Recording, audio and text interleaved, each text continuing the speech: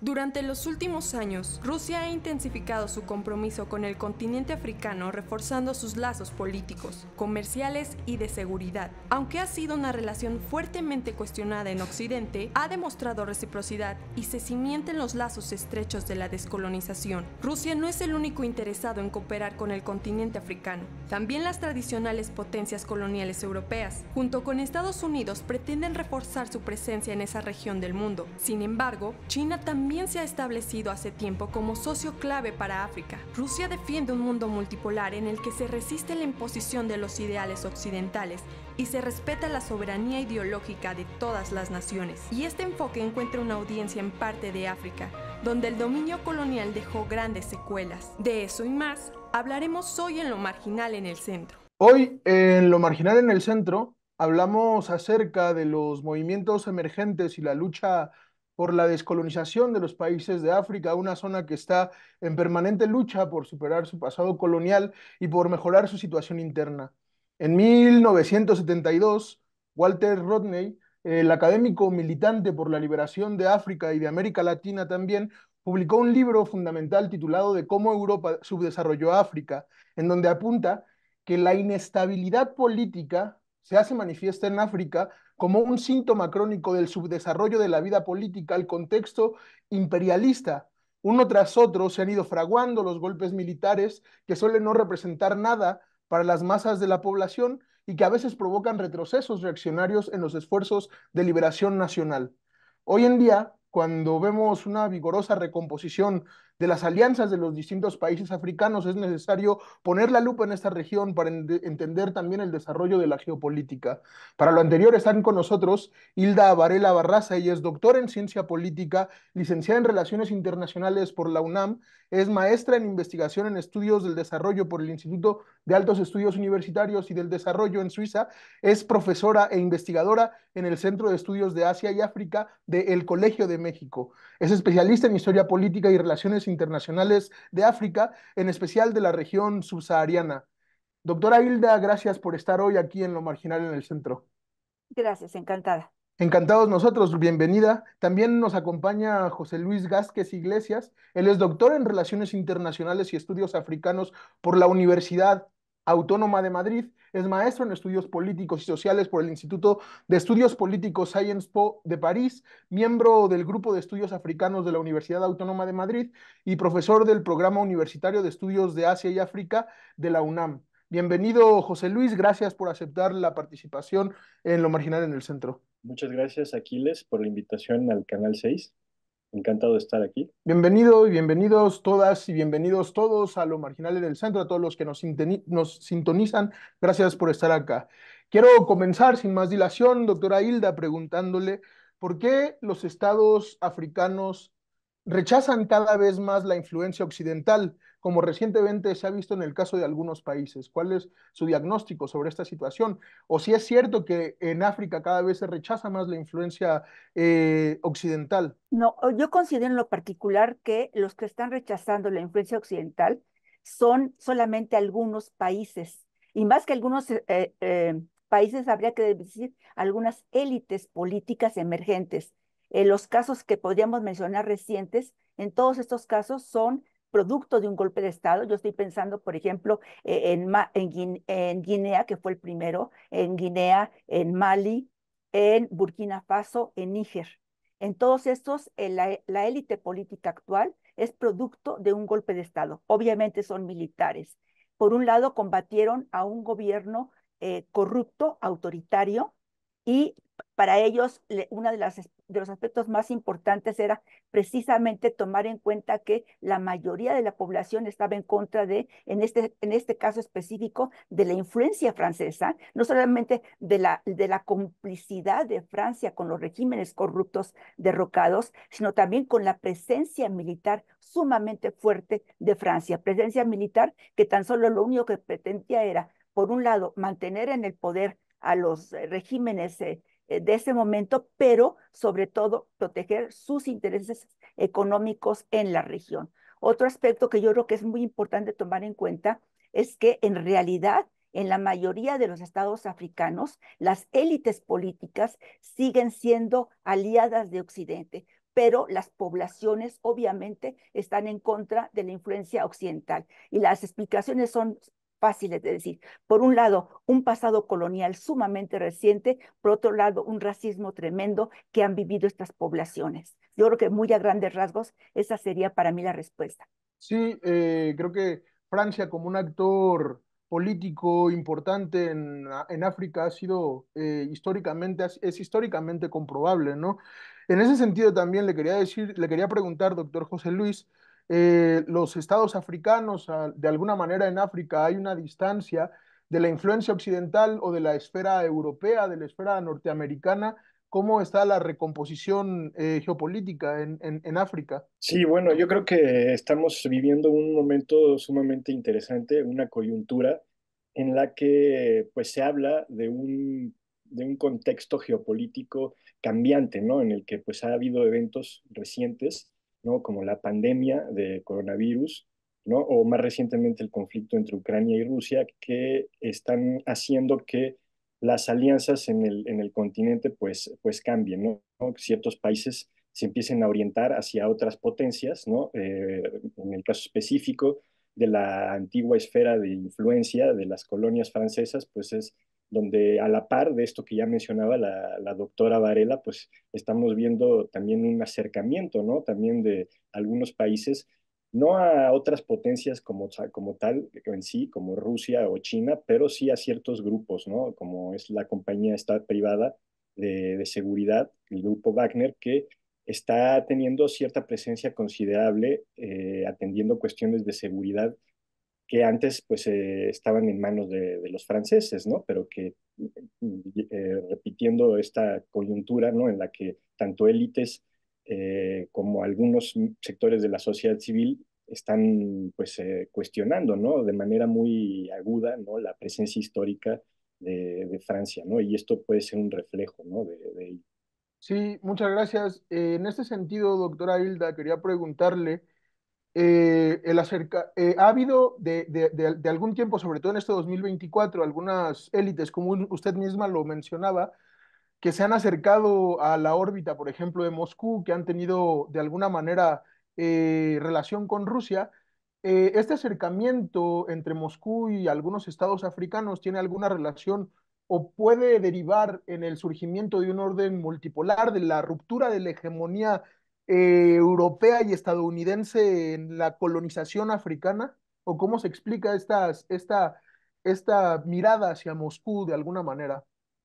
Yo en lo particular no considero que realmente esté surgiendo un orden multipolar. Por un lado, hay indudablemente la hegemonía militar de Estados Unidos y de Occidente, pero aquí, por ejemplo, es importante mencionar que el liderazgo político de Estados Unidos, que se había ejercido y que además había un interés en mantener un cierto orden mundial, se ha erosionado. Primero con Trump y ahora con Biden, porque es un régimen, en mi opinión, sumamente débil. Entonces, bueno, de alguna forma no hay un líder político a nivel internacional. Por otro lado, bueno, estaría una, eh, varios centros de poder económico sumamente importantes que están proliferando y sobre todo, yo diría, en este contexto donde no hay un líder fuerte, hay obviamente un poder militar muy fuerte, pero no un líder, al líder se le sigue, porque se supone que es el que tiene las soluciones correctas para la coyuntura correcta. Y ahorita Estados Unidos realmente no es líder político. Entonces, en este contexto, lo que estamos viendo es un equilibrio inestable de fuerzas internacionales. Y en ese equilibrio inestable se propicia a que surjan una serie de retos, no solamente de retos a la, a la al poderío de Occidente, sino una serie de retos en distintas partes del mundo. No solamente yo pensaría, por ejemplo, en el caso muy marcado de Rusia, que es un gran poder indudablemente, sino también en distintas partes del mundo uno ve cómo están surgiendo intentos de alguna forma de aprovechar esta falta de orden internacional, esta falta de un líder realmente fuerte para presentar retos a esta presencia internacional fuerte en esas regiones. Sí, tenemos lamentablemente fallas de conexión con, con el doctor José Luis. Espero que se conecte en lo inmediato. No creo que tarde tanto. Y en ese sentido quería un poco preguntar, Hilda, ¿por qué la situación actual de África ha llevado de alguna manera a un rechazo por parte del pueblo africano por las élites occidentales? ¿Cuáles son las causas históricas? Mencionaba hace rato un poco esa cuestión de un racismo tremendo y una colonización en un pasado reciente, pero podría de alguna manera profundizar de manera para que entendamos el rechazo que existe dentro de la población africana, de grandes sectores de la población africana por la influencia y por la colonización occidental. Y bueno, es importante mencionar que, a diferencia de lo que pasa, de lo que pasó en América Latina, la colonización en África, la colonización occidental, es muy reciente. Hay que tomar en cuenta que en general, en términos generales, se puede marcar el año de 1960 como el año de África, cuando numerosos territorios coloniales se convirtieron en estados. Hubo algunos en los 50, otras independencias tardías en los años 70, 80, en fin, pero la gran mayoría fueron en los 60. Entonces, es un periodo histórico demasiado reciente. Está muy viva la herida de lo que provocó la colonización. Pero por otro lado, y también a diferencia de América Latina, la colonización en África fue un periodo de tiempo sumamente breve, pero fue sumamente denso. Prácticamente todos los colonialismos europeos en África practicaron el trabajo forzado, disfrazado de diferentes formas. Entonces, bueno, era una forma de esclavitud moderna.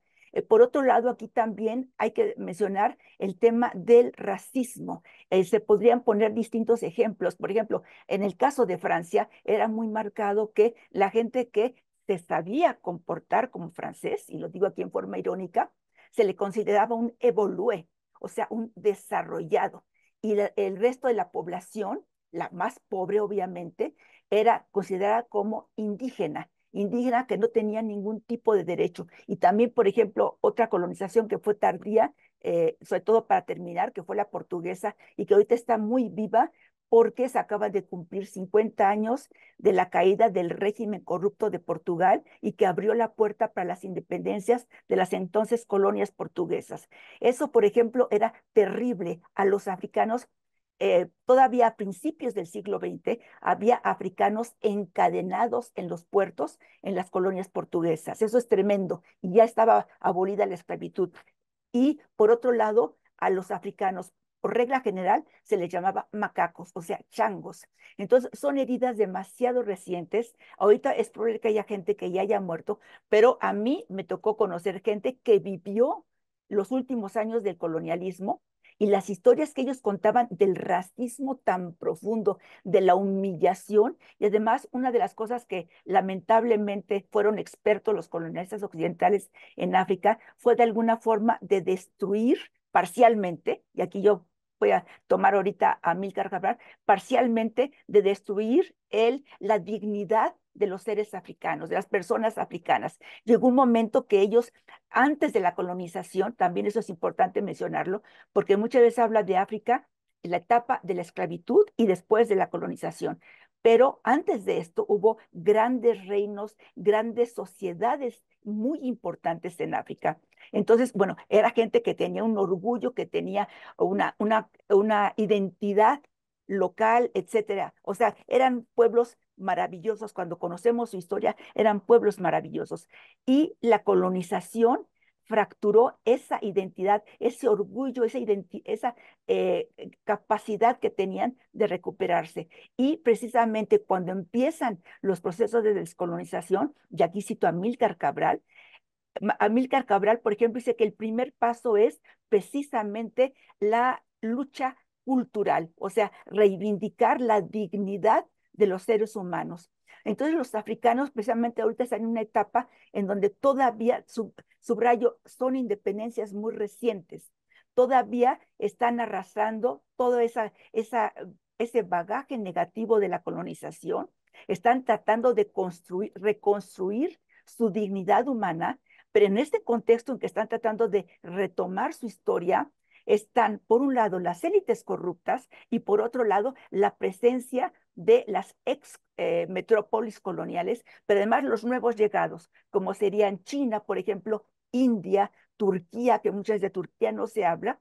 ¿Y qué es lo que pasa con ese tipo de intereses? Bueno, incluso lamentablemente es un país que yo admiro, pero también lamentablemente las empresas privadas de Canadá. ¿Qué es lo que hacen? Robarse todo lo que pueden, explotar la fuerza de trabajo local y empobrecer a la población, empobrecer todavía más a la población local. Entonces es obvio que yo aquí siempre digo, si a un niño, por ejemplo, desde chiquito se le desprecia, ¿qué es lo que va a provocar uno?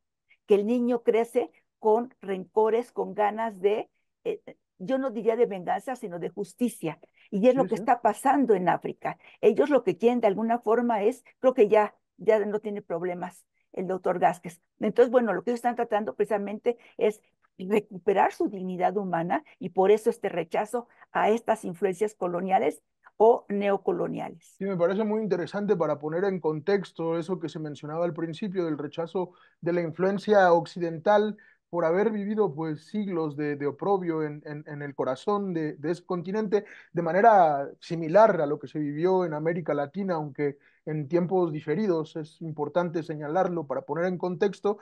Y quería preguntarle, doctor José Luis, sobre esta segunda parte del bloque. ¿Existe un acercamiento a la órbita rusa por parte de algunos estados o de algunas élites africanos?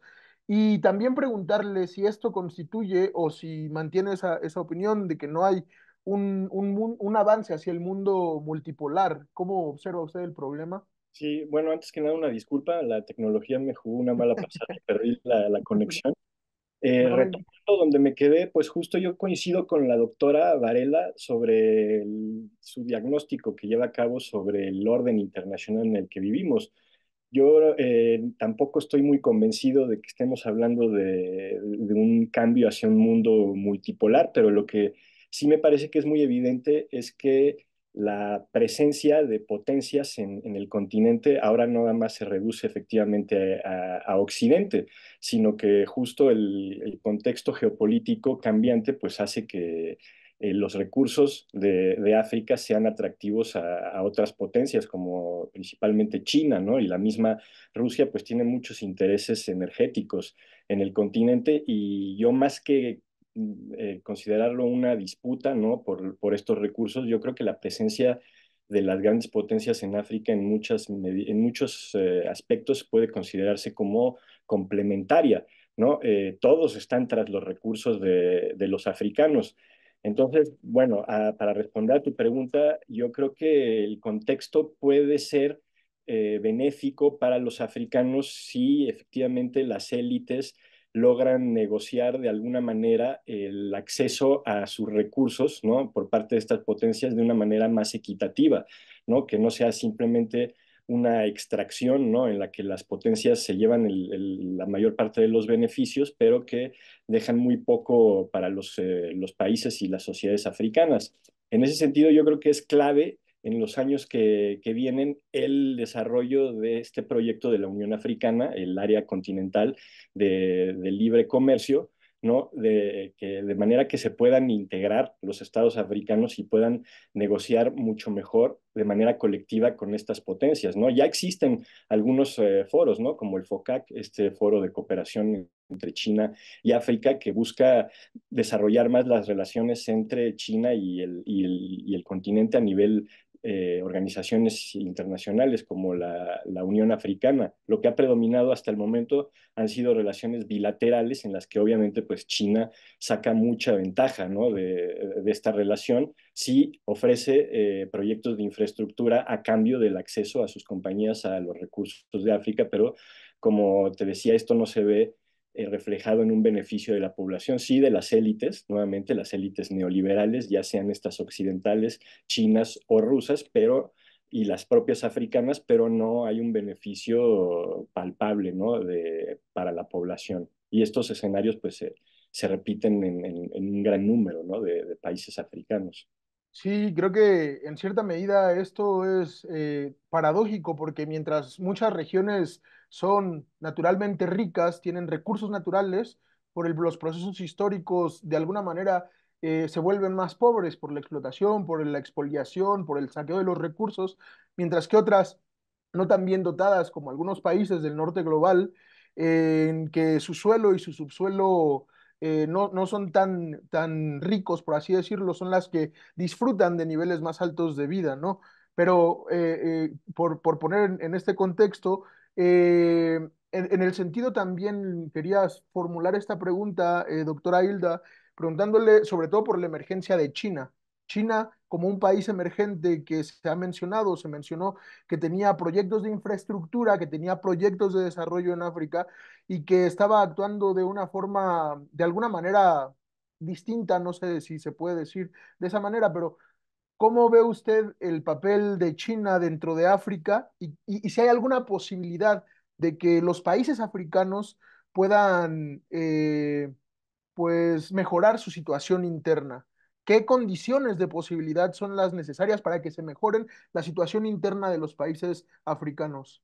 Bueno, yo ahí soy muy crítica en cuanto a la actitud de China en África. En primer lugar, la llegada de China a África no es reciente. Si nosotros vemos la historia, no voy a entrar en detalles, pero por ejemplo, en el caso de la guerra de descolonización de Angola, allí hubo una participación fuerte de China a favor de uno de los movimientos. Pero ya en los países independientes, en los años 70, ya era muy fuerte la presencia china. ¿Y cómo era la presencia china? Por ejemplo, llevaban mercancías sumamente baratas, realmente increíblemente baratas, que en un principio las poblaciones urbanas, yo creo que aquí también es importante mencionarlo, podían adquirir. Las poblaciones rurales difícilmente, porque no existían las tiendas de pino. Entonces, de alguna forma, por ahí fueron entrando porque mientras que nadie quería vender cosas a los países africanos, precisamente porque eran pobres y había dudas en cuanto a su capacidad de compra, etcétera, etcétera, China entró por esa parte muy suavemente, ¿no? Además, obviamente, con becas, con patrocinio para que africanos fueran a estudiar, una élite, obviamente muy pequeña, fueran a estudiar a China. Pero por otro lado, también está allí el proceso chino, que muchas veces todavía hay gente que piensa que China es un país comunista. Yo no creo que sea un país comunista, es un país neoliberal, simplemente que usa cuando le conviene una retórica de izquierda, digamos, ¿no? Entonces, en este caso, por ejemplo, ¿cómo actúa China en África? Pues en realidad China en África actúa de la misma forma que pueden actuar, por ejemplo, los franceses, los rusos, yo qué sé, lo que les importa es llevarse el saqueo. ¿Qué se pueden llevar de África? Por ejemplo, cuando Sudáfrica entró a los BRICS, precisamente invitada por China, se decía que en Sudáfrica hubo una polémica muy fuerte, hay un debate interno, ahí hay una opinión pública muy, muy fuerte, una gran libertad de expresión, es un país realmente democrático, y por ejemplo, mucho se cuestionaba qué tiene que hacer Sudáfrica en los BRICS. No tiene ni la capacidad militar, ni el tipo de población, ni de territorio que tienen los otros miembros de los BRICS. Entonces, ¿qué es lo que decía, sobre todo la gente más crítica dentro de Sudáfrica? Lo que quiere China es una entrada a África vía Sudáfrica, e incluso se mencionaba la posibilidad de poner una base militar en Sudáfrica, un país estratégico. Entonces se decía, bueno, ¿qué es lo que quiere? Usar a Sudáfrica como un puente para ir penetrando primero en los países cercanos a Sudáfrica y posteriormente ir subiendo para tener cada vez más socios, entre comillas. Ahora, en cuanto al futuro de África, yo en lo particular soy optimista. Generalmente cuando en África hay algún experimento nuevo, alguna experiencia nueva, hay una serie de voces que dicen, no, van a fracasar como siempre. Yo digo, ¿por qué no confiar en que lo van a lograr? ¿Por qué no confiar? Hay casos que han demostrado en África que han logrado cosas verdaderamente impresionantes. ¿Por qué no confiar en los africanos? Sí, me parece muy interesante esta cuestión, esta última cuestión. Y quería preguntar también, doctor José Luis, en esta misma dirección, ¿qué futuro se puede imaginar o vislumbrar sobre África, sobre su posibilidad de autodeterminación, de soberanía de los pueblos y de los estados africanos? ¿Cuál es el futuro, el panorama que se puede observar a corto y a mediano plazo? Bueno, pues a nivel de los estados, en primer lugar, pues un poco lo que ya mencionaba en la otra pregunta, ¿no? En la medida en que los países africanos tengan mayor control sobre sus recursos, pues yo creo que, y que las élites también gubernamentales se interesen más por gobernar y dar servicios públicos de calidad a sus ciudadanos. Eso yo creo que es un paso fundamental, ¿no? El que consigan a nivel continental una mayor autonomía, ¿no? Una mayor autonomía estratégica, un paso más hacia una soberanía continental, ¿no? A través de las iniciativas de la Unión Africana, pero me parece aún más fundamental, y también coincido con la doctora Varela en este sentido, en la cuestión cultural, ¿no? Y en el optimismo que pues pueden llegar a proyectar las juventudes africanas. Hay que tomar en cuenta que es el continente con la mayor cantidad de jóvenes, ¿no?